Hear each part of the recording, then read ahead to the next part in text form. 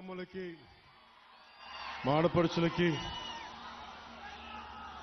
మక్క చెల్లెలందరికీ ప్రత్యేకించి నా హృదయపూర్వక నమస్కారాలు. సముద్రాన్ని జీవనోపాధిగా చేసుకొని ప్రతిరోజు ధైర్యంతో సాహసంతో వేటకి వెళ్లి జీవితాలను గడుపుతున్న మా మత్స్యకార సోదరి సోదరీమణులందరికీ నా హృదయపూర్వక నమస్కారాలు. మన ఉప్పాడ పిఠాపురం నియోజకవర్గంలో ప్రత్యేకించి ఉప్పాడ కొత్తపల్లి ప్రాంతం ఇప్పుడు మీకు ప్రపంచం మన దేశమంతా తెలుసు.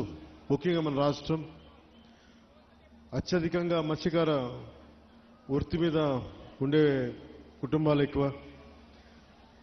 సో నా దృష్టికి గత కొన్ని రోజుల క్రితం, దాదాపు 10 రోజుల క్రితం మత్స్యకార సోదరులందరూ ఇక్కడ 4 రోజులు ధర్నాలు చేశారు. అలాగే పరిశ్రమల కాలుష్యం వల్ల మాకు వేట మత్స్యజాతి అంతరించిపోతా ఉంది అని మీరందరూ చేసింది నాకు చాలా బాధ కలిగించింది. ఎందుకంటే మన జీవనోపాధి మీకు ఇబ్బంది కలుగుతూ ఉంది, ఎలా చేయాలి ఏంటి అనేది వీటి మీద మాట్లాడుతూ వచ్చాం. సో పొద్దున్నే అన్ని పార్టీలకు సంబంధించిన నాయకులతోటి, మత్స్యకార సంఘాల నాయకులతోటి కాకినాడ కలెక్టరేట్లో షణ్మోహన్ గారి అధ్యక్షతన మన పిఠాపురం నాయకులందరూ, మన కాకినాడ ముఖ్య నాయకులందరూ కూడా కూర్చొని మన పిఠాపురం ముఖ్యంగా మత్స్యకార సంఘాల నుంచి ఏ సమస్యలు ఉన్నాయి, ఇక్కడ ఏమున్నాయి, ఏం జరుగుతున్నాయని మొత్తం చాలా కూలంకషంగా చర్చించడం జరిగింది, చాలా డీటెయిల్గా. సో ఒకసారి ఏం చేశాం, దాని తాలూకు సారాంశం ఏంటి, మీరు లేవనెత్తిన అంశాలకి మీరు నన్ను అఖండ మెజారిటీతో గెలిపించిన మీ పిఠాపురం ఎమ్మెల్యేగా ఏం చేయాలి ఇవన్నీ ఒకసారి మీకు ముందు పెడతాను. గతంలో నేను చెప్పినట్టుగానే చాలా సందర్భాల్లో ఇక్కడంతా మాట్లాడాం, మీ ఓట్ల గురించి అడిగాం, మీరు మద్దతు ఇచ్చారు, కూటమి ప్రభుత్వం గెలిచింది. సో వీటన్నిటికీ ముందుగా నేను కృతజ్ఞతలు చెప్పుకుంటా ఉన్నాను. దాదాపు 7,193 మత్స్యకార కుటుంబాలు దీనిని చేపల్ని పట్టడం అనేది ఆధారం చేసుకుని ఉన్నారు. సముద్ర స్వభావాన్ని అంచనా వేసి వేట చేయడం మన మత్స్యకార సోదరుల తాలూకు అపూర్వమైన నైపుణ్యం. అలాంటి మీకు అండగా ఉండటం మా అందరి బాధ్యత. కూటమి ప్రభుత్వం మత్స్యకారుల భరోసా కింద వేట నిషేధ సమయంలో 20,000 భృతిని అందించింది. మీ ప్రతి కష్టంలో నేను ఉన్నాను అని చెప్పడానికే ఈరోజు ఇక్కడ రావడం జరిగింది. యాక్చువల్గా 10వ తారీఖు వస్తానని చెప్పాం. ఒక రోజు ముందుగానే, మధ్యలో ఆరోగ్యం బాగాలేక రాలేకపోయాను, కానీ ఒక రోజు ముందే మీకు ఇచ్చిన డేట్ కంటే కూడా ముందే వచ్చాం. అలాగే మీరు సముద్ర గర్భం నుంచి తీసుకొచ్చే మత్స్య సంపద వేలాది కుటుంబాలకి ఆహార భద్రత, జీవనాధారం అందిస్తుంది. ఈరోజు కాకినాడ జిల్లా కలెక్టరేట్ సమావేశంలో నిర్వహించిన సమావేశంలో మన సమస్యలన్నీ నాకు దృష్టికి తీసుకొచ్చారు. ముఖ్యంగా ఇక్కడ నక్కపల్లి ఎస్సీజెడ్లో కానీ, అటు మనకి తుని మండలంలో, మనకి తుని నియోజకవర్గంలో అక్కడ దివీస్ ఫ్యాక్టరీ కానీ, ఇక్కడ అరవిందో కానీ, మిగతా చిన్న చిన్న పరిశ్రమల నుంచి కాలుష్యాలు వచ్చేస్తున్నాయి, మత్స్య సంపద అంతరించిపోతా ఉంది, మాకు వేట దొరకట్లేదు అంటే ఇదొకటి ముఖ్యమైన సమస్య నాకు ప్రస్తావించాను. 2, ఎక్స్గ్రేషియా సముద్రం వేటకెళ్ళినప్పుడు ప్రాణాలు కోల్పోయిన కాకినాడ జిల్లాకి చెందిన 18 మంది మత్స్యకార సోదర కుటుంబాలకి మా ఎక్స్గ్రేషియా అందలేదని చెప్పారు. వెంటనే ఈ రోజునే నేను స్వయంగా 5 మందికి ఇప్పించాను. మిగతా 13 మందికి, దాదాపు 18 మందికి 5 లక్షల రూపాయల చొప్పున 90 లక్షలు వారికి వెంటనే మంజూరు చేయడం జరిగింది. సో ముందుగా ఈ సమస్యని ఒక మంచి శుభంతో మొదలు పెడదామని.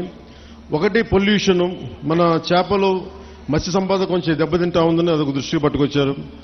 రెండు, మన అమీనాబాద్ హార్బర్లో ఈ డిజైన్ లోపం కారణంగా మనకి రాళ్లను తాకి దెబ్బలు మనకి పడవలు దెబ్బతింటా ఉన్నాయి, వాటికి వలలకి చిక్కుకుపోయి ఇబ్బంది అయిపోతా ఉంది. అదొక రెండో సమస్య చెప్పారు.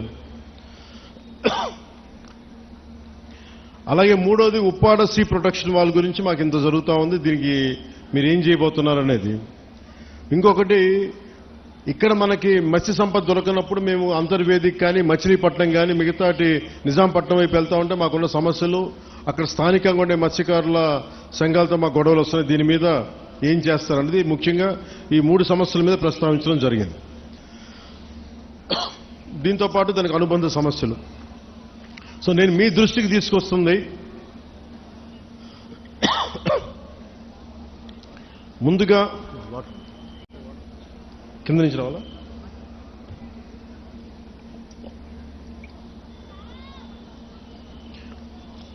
ముందుగా ఉప్పాడ సీ ప్రొటెక్షన్ వాల్ గురించి మేము మీకు మాట ఇచ్చాం. అలాగే మనది ఇంకొక గ్రామం పేరు ఏం చెప్పారు, మర్చిపోయారు, కోనపాప, మూలపేట, కోనపాపపేట.